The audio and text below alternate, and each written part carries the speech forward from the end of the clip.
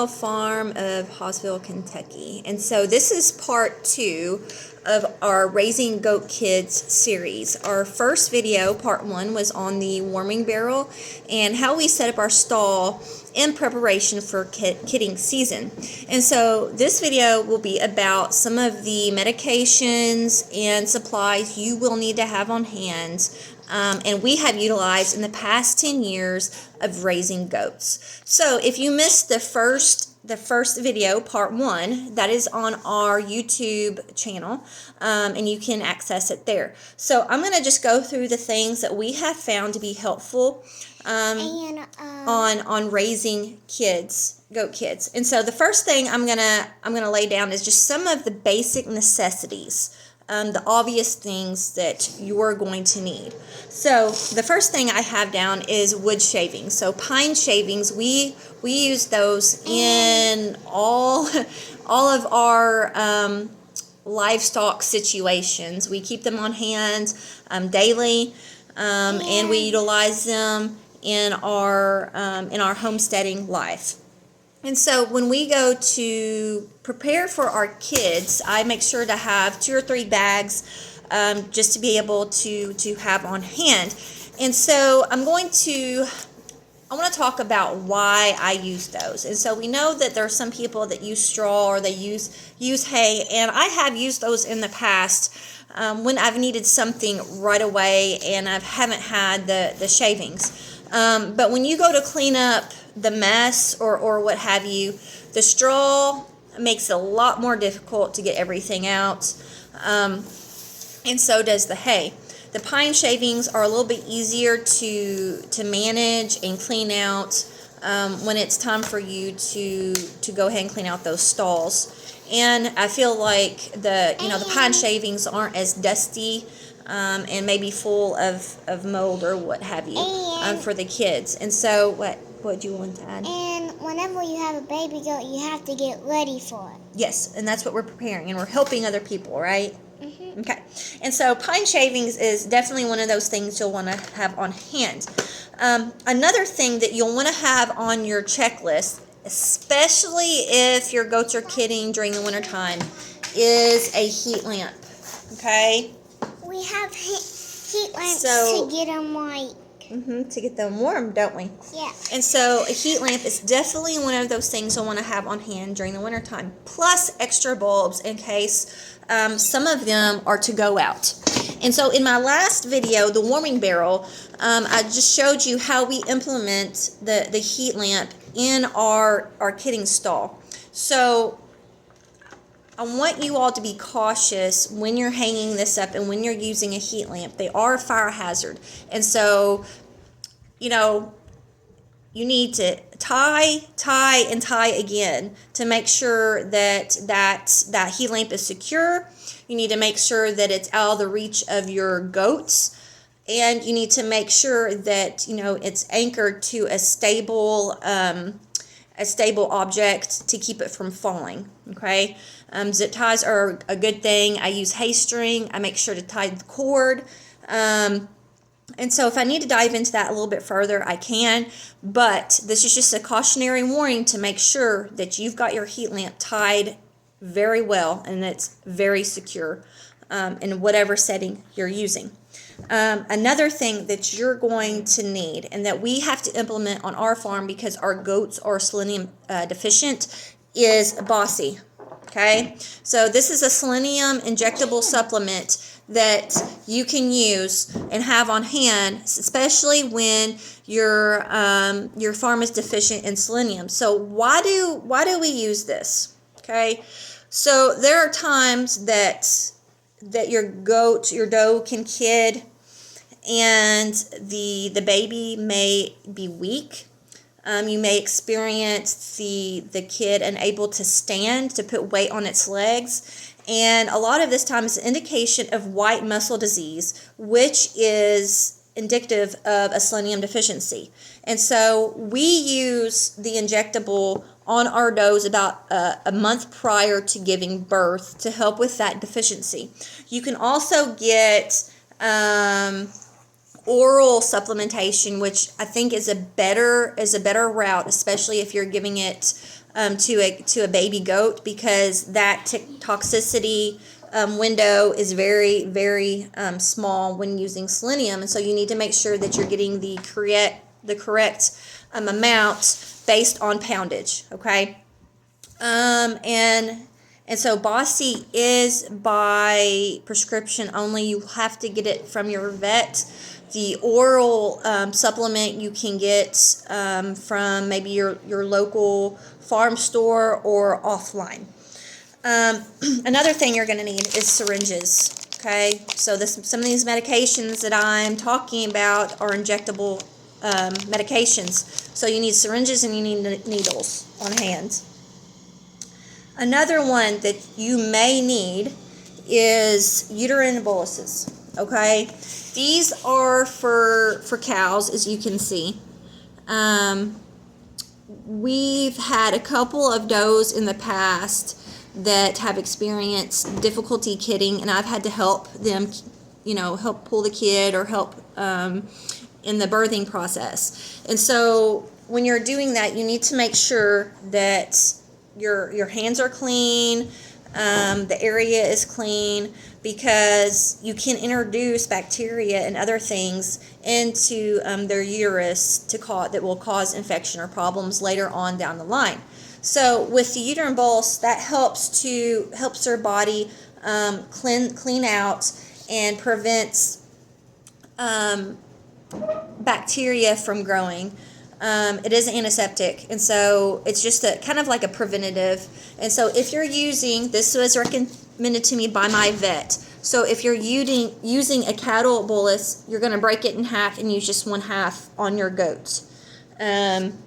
So I do like to have those on hand. Something else that you're may need is either penicillin or LA200. And so I have both on hand. Both are now by prescription only. You cannot find them in your local feed stores. And I recommend having both of these on hand for a variety of problems. And so you can find, I've got this sheet right here. It's common goat medications in easy to understand dosages. I've used this multiple times. This is from, I don't have a reference on here, but on here it has the dose, how do you administer it? You use it intramuscularly or subcutaneous, frequency, and common uses. And so with penicillin and LA200, the penicillin is used for mastitis, which sometimes can occur, and LA200 is used for retained placenta. You can get other antibiotics for these, but these are just the two that I have on hand most of the time, and so I try to utilize what I already have. Okay, and so those two. And if you don't know how to inject these, we may have another video about how to go about injecting some of these medications. So the next thing I'm going to talk about, Goat Magic. So I always keep this on hand, and if I have a goat that's down, that's not eating or is sick, this is one of my go-tos, one of my go-to recipes. And especially with pregnant does or does that have just kidded, okay? So pregnant does can have something called pregnancy toxemia or ketosis. I'm not going to go into the whole scientific background of this. You will need to look up the symptoms of what this looks like, because if you're going to raise goats, you need to know some of the characteristics of pregnancy toxemia and ketosis, because if you don't treat it right like that, your doe can go downhill very quickly. So I have like a drench. It's called Goat Magic that I keep on hand at all times. I use it in a variety of circumstances and situations. So it's simply, and this is what I've used in the past, okay? If you are just medicating a goat for, a sick goat, you will just use corn syrup, light or dark, and molasses. Okay? You will mix these two together in warm water, and then you will drench the goat accordingly throughout the day. So with a pregnant doe, you will need to add Tums, 2 teaspoons of Tums, and some canola oil with the hot water. So calcium. If you look into ketosis and pregnancy toxemia, you realize that it has a lot to do with the doe not getting the right nutrition to take care of her and the doe, or the kid. I'm sorry. And so you'll need the Tums for calcium. And so again, this is the recipe. So it's in a pint, okay, in a pint jar, half with molasses, a fourth of, let's just say if you've got a jar full, halfway of molasses, you'll put a fourth of Karo syrup with the canola, and then you'll mix in a little bit of hot water to mix it up, and then you'll add the 2 teaspoons of Tums, okay? So that is with a doe that is pregnant, that is maybe having some symptoms of ketosis, pregnancy toxemia, and you need to treat them. And again, I do not use, this is the only 2 ingredients I use for goats that are sick, that are down, molasses and corn syrup. And you can also, so after a goat has kidded, also like to get some warm water and mix in some molasses and give it to her right after kidding. That really helps her get that energy up and replenishes some of that nutrients in her system. Okay, udder cream. So in the past, I've had goats that have had mastitis. I've had goats that have had congested udders. And so I created an udder cream, and you can do this very easily at home with things that you have on hand, maybe even some local plants that you have around you. So this is just what's in mine. So I have infused olive oil with comfrey leaf, mullein, and then I've added peppermint, eucalyptus, lavender, and tea tree oil. And also put in a little bit of beeswax just to make it more solidified. But I use this quite often on my goats. If I'm milking, it keeps their udder really nice and moist, because you don't want them getting dry. You don't want them getting cracked or anything else. And so I do keep this on hand, and I do use it. I even use it with goats that have mastitis as well. And so I'm going to go into, there's a couple of things that you can get, and I think these are by prescription only now as well. There's a couple of supplements, or a couple of medications that are called Today and Tomorrow. These are for cases of mastitis. I've got a box of I think it's called Today. I can't remember. There's 2 different ones. But I like to have those on hand just in case I have a goat that is displaying symptoms of mastitis. Let's see. All right. So colostrum and goat formula if you have to supplement. So before I start this, I want to point out that there is nothing that can replace real colostrum. There's nothing that can replace it.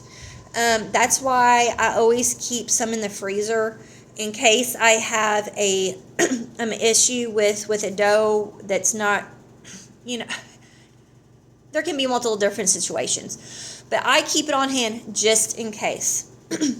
I've got friends that have colostrum in their freezers just in case their animals go to have babies and there's an issue.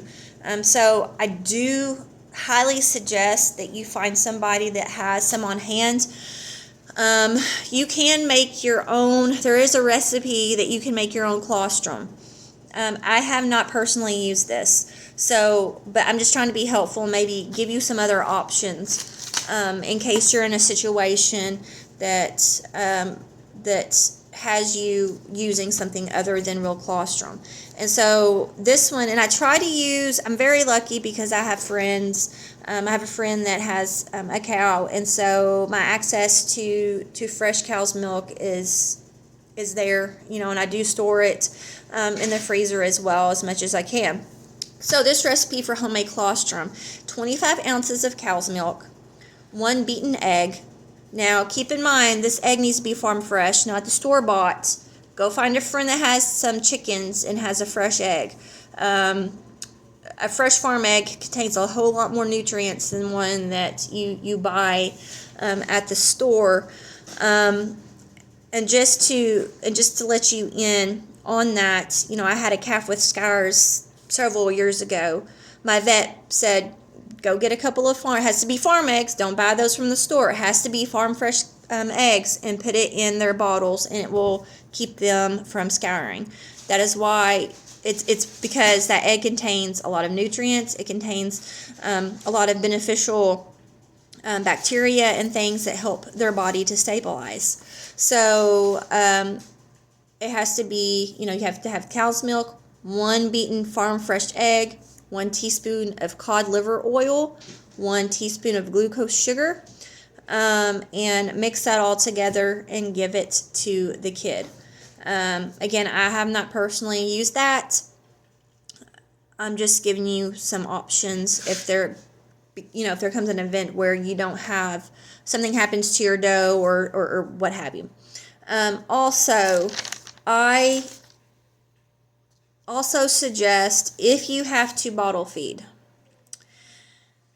So your best bet on bottle feeding is having, of course, having the goat's milk. But if that's not an option, please, please, please, please, please stay away from any formulas that they have in the farm stores. I've lost way too many kids to those formulas, and I know a number of others have as well. There are reasons that there's a lot of websites that I look on, people that have been raising goats a lot longer than me, that advise you to steer clear of these formulas that are in the stores. What you can do, and what I've done in the past, and I'll probably share it. If you cannot get raw cow's milk, this is the second best thing to that. So what I do is I get a gallon of whole milk, the red top milk, a 1 can of the evaporated milk, and buttermilk. I think I put maybe half a cup to a cup of the buttermilk is what I put. And I mix that all together. You can also get something called Nutri-Drench, and I usually have that on hand all the time. I will, if I have to bottle feed a baby, I will add the Nutri-Drench to the first bottle of the day, just to make sure that they are getting all those beneficial minerals and vitamins along with their food. Okay, so that helps out a lot. I don't think I have anything else that I suggest. I'm sure I'll think of something else after this video. But I'll try to create a checklist, a kidding checklist of things that you will need, just to make sure you have those on hand. And so I'm looking forward to our next video. I'm probably going to start talking about the ways that you can recognize your goat is close to kidding. I've got one out there right now that is getting fairly close to her time, and I've been watching her pretty closely. So I hope you find these 2 videos beneficial, and I'm working on the next, and I'm excited because we're getting closer and closer and closer to kidding season. So again, if you like this video, please share it. If you find it helpful, pass it on to some other people that may be having difficulties on their homesteading journey, and subscribe to our channel. We're also on Facebook, Honey Hill Farm of Hawesville, Kentucky. I post there most often, and so I just hope that you find these videos helpful, and we'll catch you next time.